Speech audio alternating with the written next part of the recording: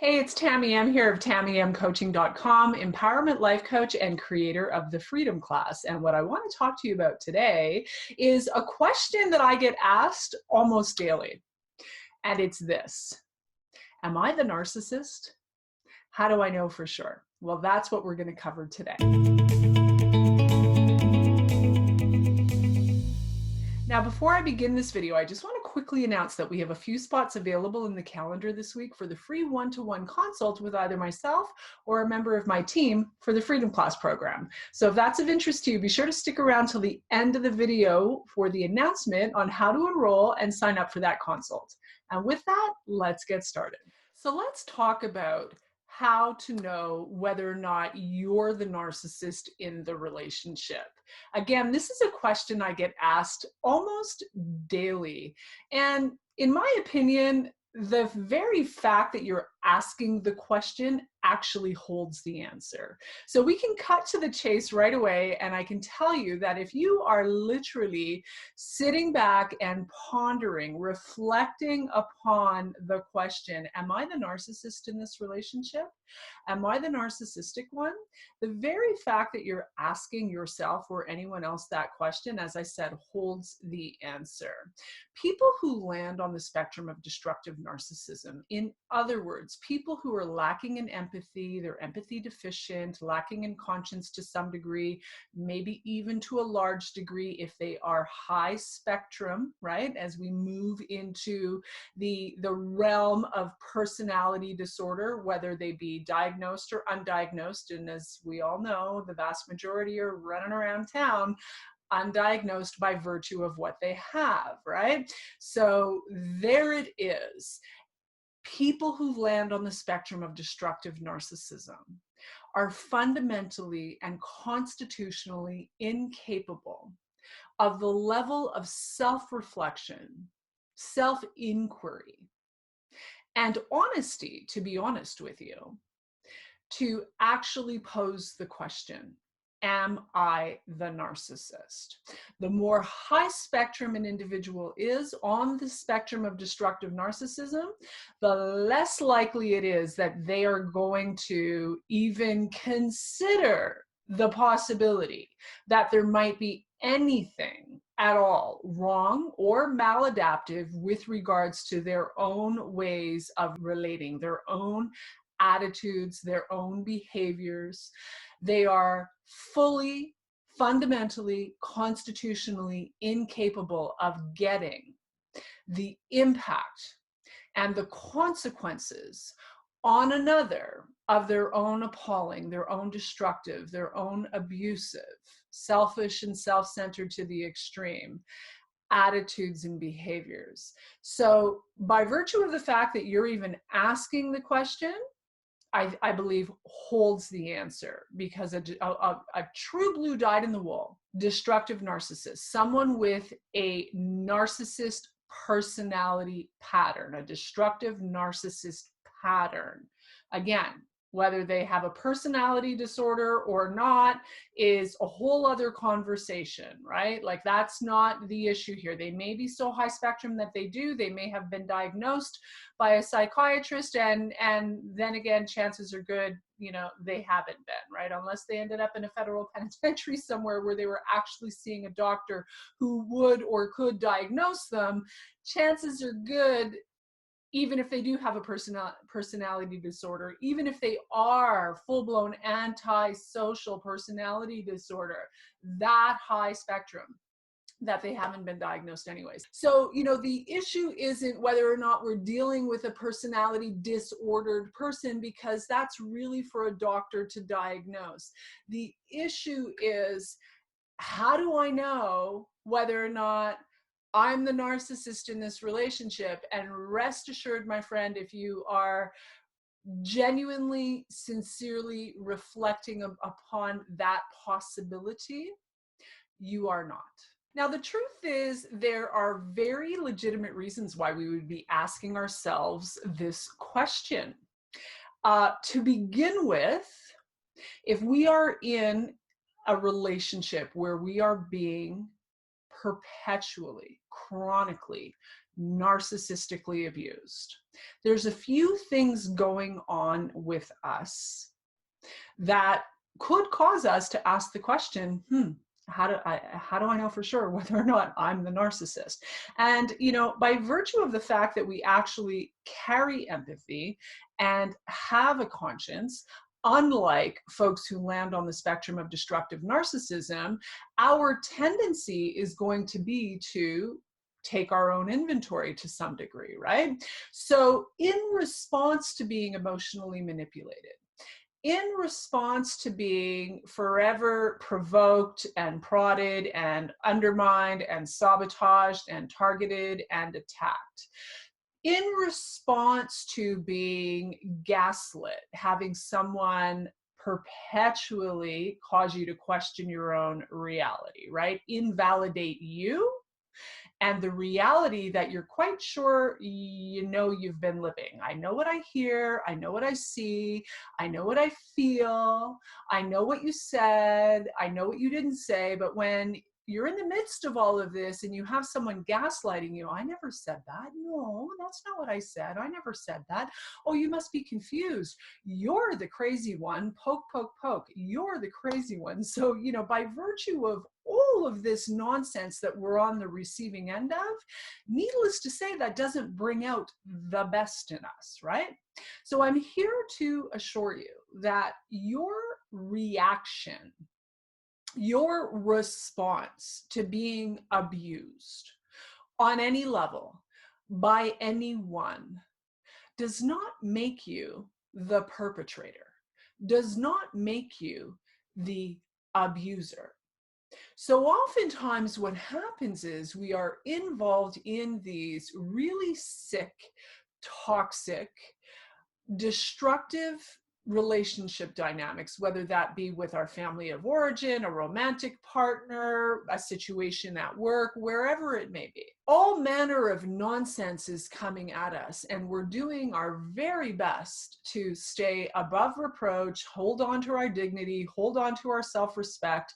And these people can be relentless and sneaky and highly manipulative and unbelievably deceptive and capable of saying whatever it takes, no matter how cruel, no matter how untrue, no matter how bizarre, no matter how off the charts insane, to get their way, to make their point, to win the right fight, to look like the hero or the victim, but under no circumstances can they ever show up looking like someone who might be responsible for what's going on, right? So in response, in reaction to all this nonsense that's coming at us, we can be quite narcissistic.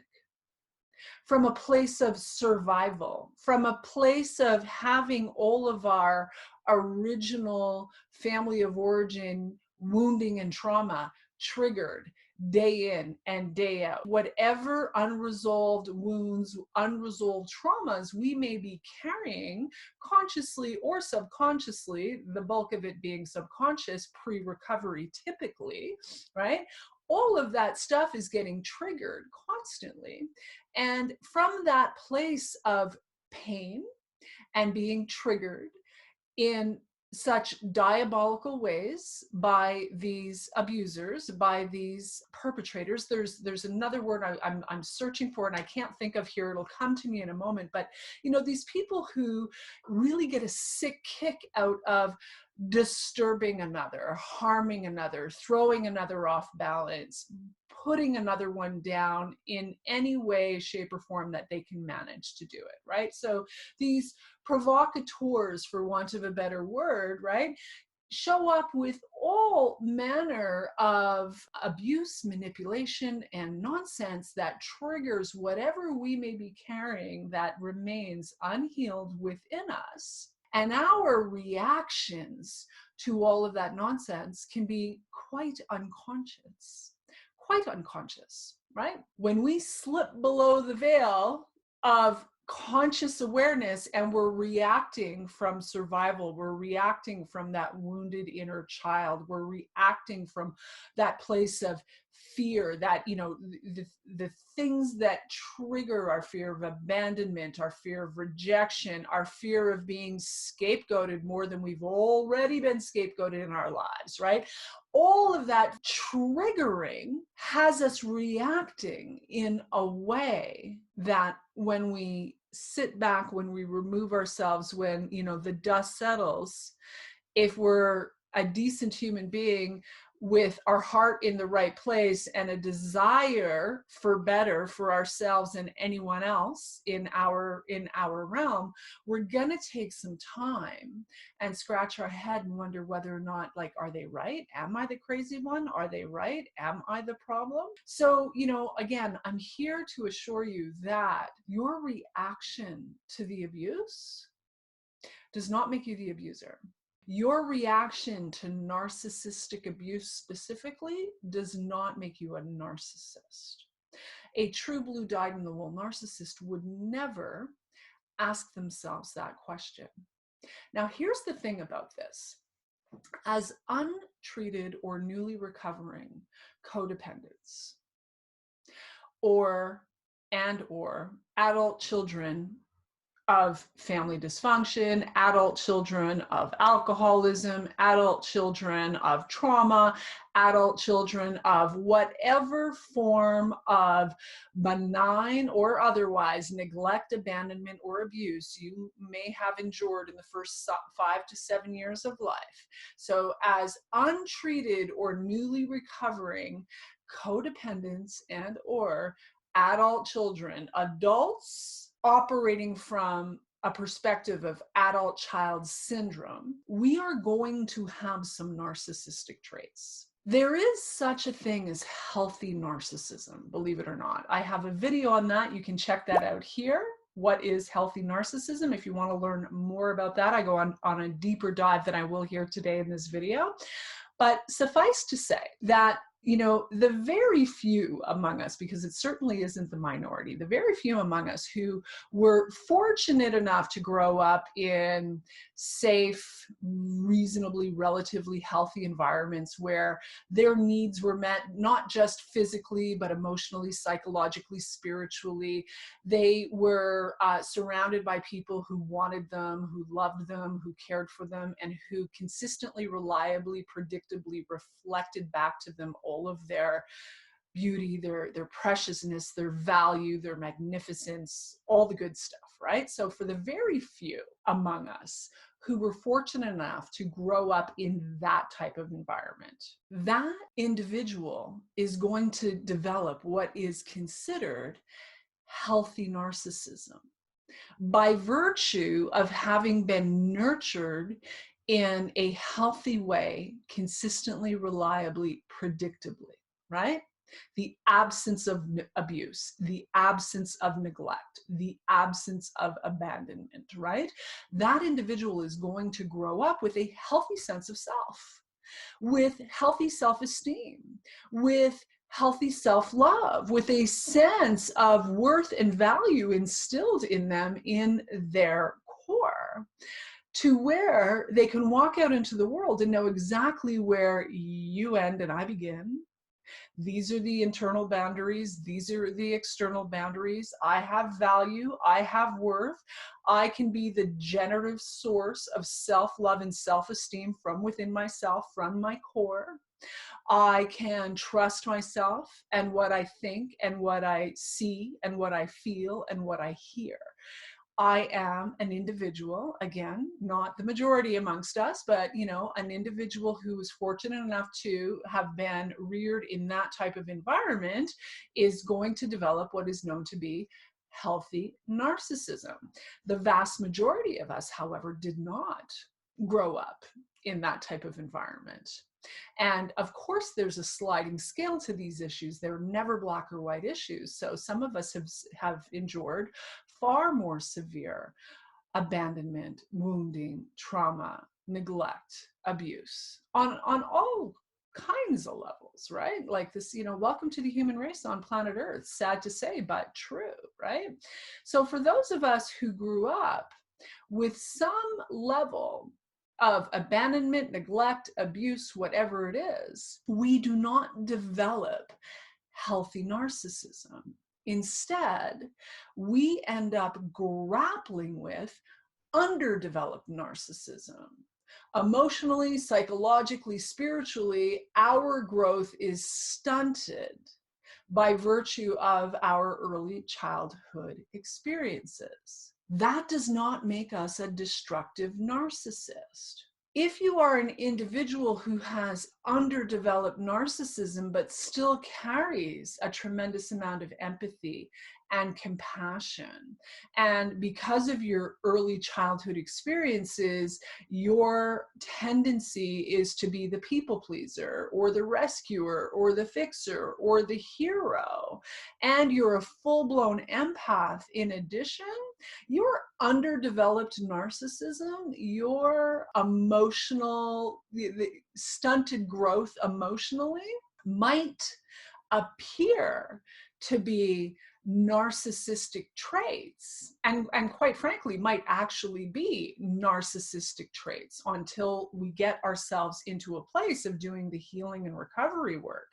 Codependency and narcissistic abuse, adult child syndrome specific healing and recovery, to where we heal our underdeveloped narcissism and we no longer behave like a wounded little child acting out with narcissistic traits, right? Now, there's a big difference between that individual and the individual who actually qualifies as a destructive narcissist, someone who lands on the spectrum of destructive narcissism, overt or covert. And beware of the covert. If you want to learn more about covert narcissism, you can check out this video here where I do a deep dive on that subject. But the covert narcissist, it can be real tricky to spot, and oftentimes is confused with this person over here because they tend to show up so meek and vulnerable and fragile and insecure, and it's all a fake, phony facade. But again,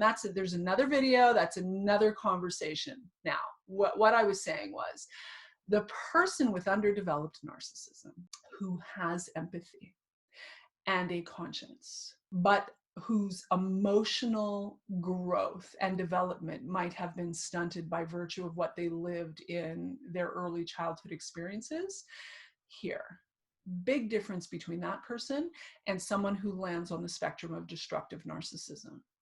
Now, in my opinion, based on my research, my education, my experience, my understanding, the difference being the extent of the split in the psyche. That is the most simplified way that I can put it to you. I come from a highly narcissistic family of origin. In my opinion, my mother was an undiagnosed, very high spectrum, malignant, covert narcissist. Narcissism of all flavors, all sizes, all shapes. I grew up in quite a training ground with regards to this, and then, developed into an adult who could only attract one destructive narcissist after another, romantically, professionally, in friendships, not because like attracts like in the sense that you attract what you are exactly, no, but because what I carried subconsciously made me a vibrational match and resonance. I was only attracted to and could only call into my life what was in resonance with the original family of origin, wounding, and trauma. Point I'm trying to get to here is there is a big difference between this person over here who has underdeveloped narcissism, in other words, a newly recovering or not yet recovering, an untreated codependent or adult child of whatever it is, alcoholism, neglect, trauma, abuse, whatever, adult child syndrome, and this person over here who lands on the spectrum of destructive narcissism. And the difference being the split in the psyche. Again, the most simplest way I can put it. This person here has empathy, has a conscience, has the capacity to sit back and go, Am I the narcissist? This person here does not. By virtue of what they have, wherever they land on the spectrum of destructive narcissism, by virtue of what they have, they are fundamentally and constitutionally incapable of that level of sincere and genuine self-reflection. Never mind change, right? Even to get to the place of taking their own inventory. Now, they might appear to be doing that on occasion when they're ever so sorry and they're trying to hoover you back into the abuse cycle with them, right? They're really good at the words. But if you pay attention to the behavior over time, it's very clear that they lack the capacity to self-reflect in that regard, to be able to say, hey, am I the narcissist here? Is it possible I'm the problem? Or is it possible that I'm significantly contributing to the problem? Or is it possible that I'm actually the cause of the problem entirely? Like there's no problem till I walk into the room with all of my nonsense, right? They don't have the capacity. Fundamentally, they are well defended. They are fully well defended against the level of self-reflection required to actually ask the question. So it all boils down to this. If you're asking the question and you actually have a sincere desire to change, grow, evolve, do whatever it takes to live better than whatever it is that you're living to this point, my friend, you are not a destructive narcissist. You may be an untreated or newly recovering codependent suffering from untreated adult child syndrome. You may have some narcissistic traits as a result of that lack of healing and recovery.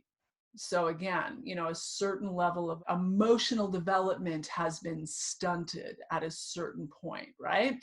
Which can have us acting out in very selfish and self-centered ways, which can, you know, have us acting out in very emotionally childish and immature ways, right?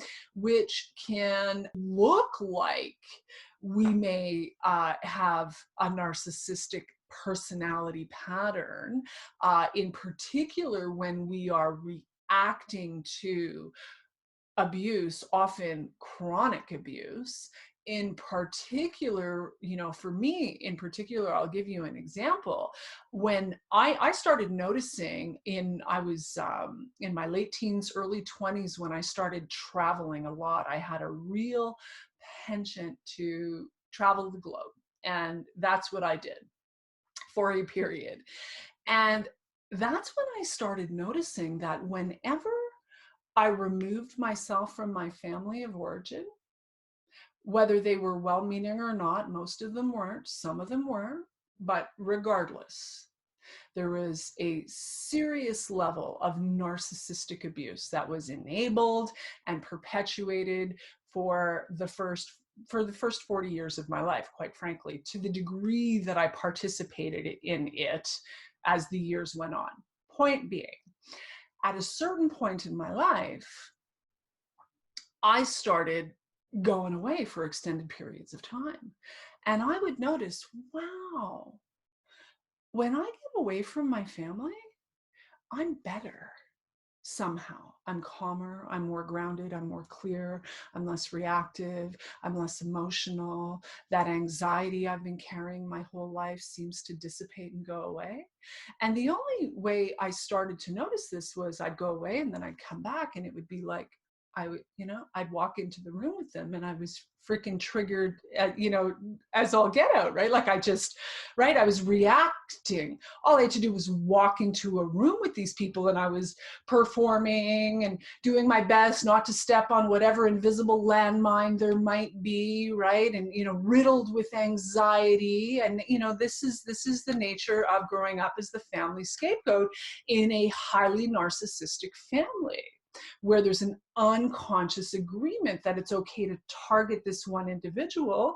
And everyone just sort of goes along with that, which to me, in retrospect, looking back, you know, or when I look at that sort of dynamic going on in other families that I've observed in my adult life, it's fascinating, the denial and how abuse can just be enabled, subtle or otherwise, right? It's just fascinating. But the point being, you know, that young girl who would go away with a pack on her back for a number of months and feel better, and then come home and be triggered, and then go away and feel better, and then come home and be triggered, and, you know, riddled with anxiety and fear and all manner of stuff going on, you know, and fully unaware of what was really happening until I went through that experience a number of times. And I started to, like, there's a pattern here. There is a pattern here. Whatever reactions I was having, whatever was being triggered inside of me by virtue of being exposed to people who had gotten away with all manner of abuse throughout my life, did not make me the abuser, did not make me the perpetrator, did not make me the narcissist. And when we're in the thick of it, and we're in survival mode, and all of our unresolved always wounding and trauma are being triggered, and we're lashing out and giving it back, and, you know, doing our damnedest to be heard and seen and understood by people who are fully constitutionally incapable of validating us, being a safe place for us, etc., we might act out with some narcissistic traits. It's the truth. It's underdeveloped narcissism. The difference, again, between this person and this person is the extent of the split in the psyche. This person can heal, really amend that underdeveloped narcissism, that stunted emotional development and growth. This person, not so much. And with that, I'm going to call it a wrap. My friends, I hope you got some value out of this today. If you liked what you heard, drop me a like and a comment and let me know what your biggest takeaway was. And if you're new to my channel, be sure to subscribe and hit that bell to be notified when I post new videos throughout the week. And as I mentioned at the top of the video, we do have some spots available in the calendar this week for the free one-to-one consults with either myself or a member of my team for the Freedom Class program. The Freedom Class is my 8-week transformational coaching program specific to codependency and narcissistic abuse, healing, and recovery. So if that's of interest to you, be sure to check out the link in the description below to apply to see if you qualify for a free one-on-one consultation with us. And as always, I will leave you with this. Know your value and unlock your freedom. Thanks for watching. Bye for now.